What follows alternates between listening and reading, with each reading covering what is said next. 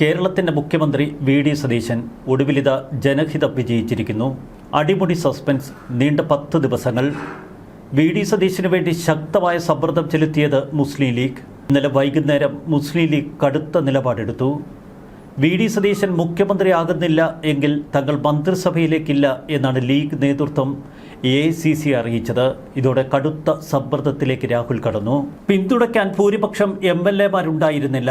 പാർട്ടിയിലെ മുതിർന്ന നേതാക്കളും വി.ഡി. സതീശനെ പിന്തുണച്ചില്ല. SNDP നേതാവ് വെള്ളാപ്പള്ളി നടേശൻ സതീശനെ തള്ളിപ്പറഞ്ഞു. NSSന്റെ പിന്തുണയും വി.ഡി. സതീശനുണ്ടായിരുന്നില്ല.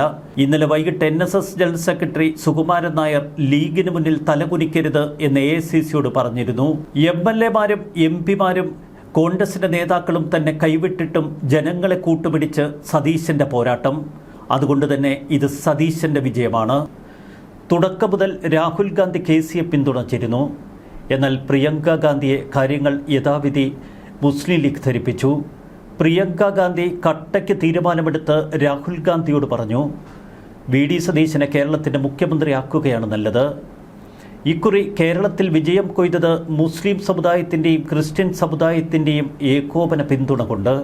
അതുകൊണ്ട് തന്നെ ന്യൂനപക്ഷങ്ങൾക്കെതിരായ ഒരു ജനഹിതം അവിടെ അടിച്ചേൽപ്പിക്കരുത്. KCക്കെതിരായ ജനവികാരം അതിശക്തമായിരുന്നു. KCയെ കേരളത്തിലേക്ക് കെട്ടിയിറക്കിയാൽ ജനം അടിമുടി വിറപ്പിക്കും എന്ന് KCയും ഭയന്നു.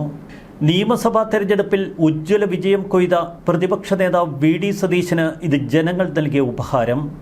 ഇന്നലെ ഉച്ച മുതൽ വി.ഡി. സതീശന്റെ ആലുവ ദേശം വീട്ടിലേക്ക് ജനങ്ങൾ ഒഴുകിയെത്തിക്കൊണ്ടിരുന്നു. കോൺഗ്രസിനെ നയിക്കാൻ UDF മന്ത്രിസഭയെ നയിക്കാൻ സതീശൻ തന്നെ വരണമെന്ന് അവർ ഉച്ചത്തിൽ മുദ്രാവാക്യം മുഴക്കി. സമൂഹ മാധ്യമങ്ങളിൽ അത്യുജ്വല മുദ്രാവാക്യങ്ങൾ. വി.ഡി. സതീശന് വേണ്ടി കേരളമെങ്ങും ജനങ്ങൾ തെരുവിലേക്കിറക്കുന്ന കാഴ്ച. കഴിഞ്ഞ കുറച്ച് ദിവസങ്ങളായി അക്ഷരാർത്ഥത്തിൽ വി.ഡി. സതീശൻ മയമായിരുന്നു കേരളത്തിൽ. സതീശനെതിരായ ഏത് തീരുമാനവും കേരളത്തിലെ UDF സംവിധാനത്തെ അടിമുടി അട്ടിമറിക്കുമെന്ന ഭയം ഒടുവിൽ രാഹുൽ ഗാന്ധിക്ക്.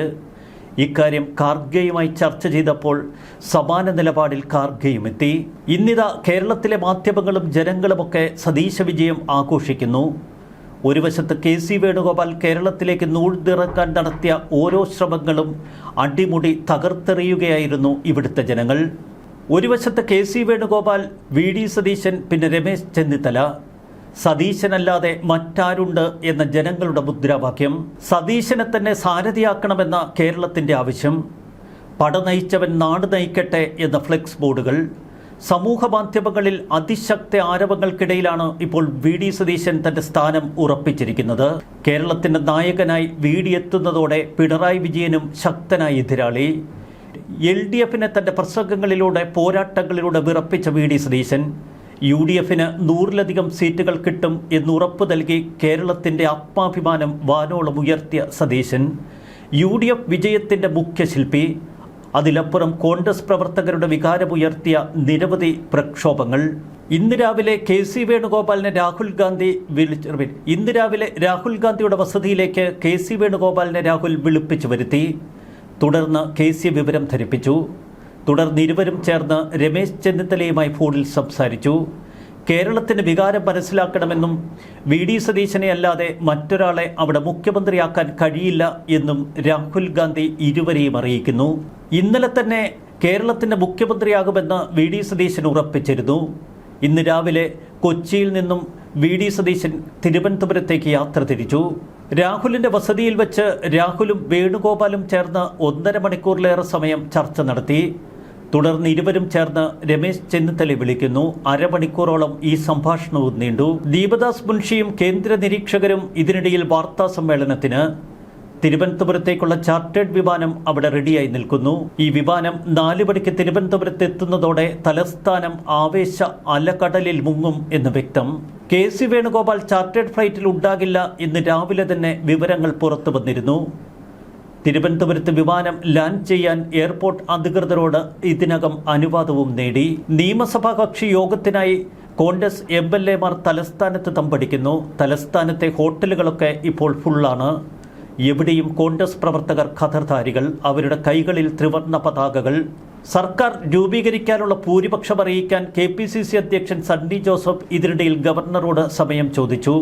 ഞായറാഴ്ച സത്യപ്രതിജ്ഞയ്ക്കുള്ള ഒരുക്കങ്ങൾ തുടങ്ങിക്കഴിഞ്ഞു. ഇതിനകം KPCC കോൺഗ്രസുകാരനായ 5ാമത്തെ മുഖ്യമന്ത്രിയായി അധികാരമേറ്റെടുക്കുന്നതോടെ VD സതീശൻ അങ്ങനെ ചരിത്രത്തിൽ സ്ഥാനം പിടിക്കുന്നു. ഘടകകക്ഷി നേതാക്കളെ AICC അധ്യക്ഷൻ മല്ലികാർജ്ജുൻ ഖാർഗെ ഫോൺ വിളിച്ച് വിവരം അറിയിച്ചതോടെ മാധ്യമങ്ങൾക്ക് വിവരം ചോർന്നു കിട്ടി. ഇതിൽ സംസ്ഥാന മുഖ്യമന്ത്രിയെ ഉച്ചയ്ക്ക് 12 മണിക്ക് പ്രഖ്യാപിക്കുമെന്ന AICCയുടെ അറിയിപ്പ്. 12 മണിയാകാൻ മാധ്യമങ്ങളും ജനങ്ങളും കാത്തിരുന്നു. ഒടുവിൽ ആ സുപ്രധാന വാർത്തയെത്തി. പട നയിച്ചവൻ നാട് നയിക്കട്ടെ എന്ന മുദ്രാവാക്യം യാഥാർത്ഥ്യമാകുന്നു. ജനങ്ങളുടെ ഹൃദയം കവർന്ന VD സതീശൻ ഒടുവിലിത മുഖ്യമന്ത്രി കസേരയിലേക്ക്. ആ മുഖത്തെ വീറും വാശിയും ഒരു പോരാളിയുടേത്. നിശ്ചയിച്ചുറപ്പിച്ച വിജയം അത് കൈപ്പിടിയിലൊതുക്കി VD സതീശൻ കേരളത്തോട് പറയുന്നു, ഇത് എൻ്റെ കഥയാണ്, എൻ്റെ മാത്രം. ന്യൂസ് ഡെസ്ക് മലയാളി വാർത്ത ഇൻസൈഡ്.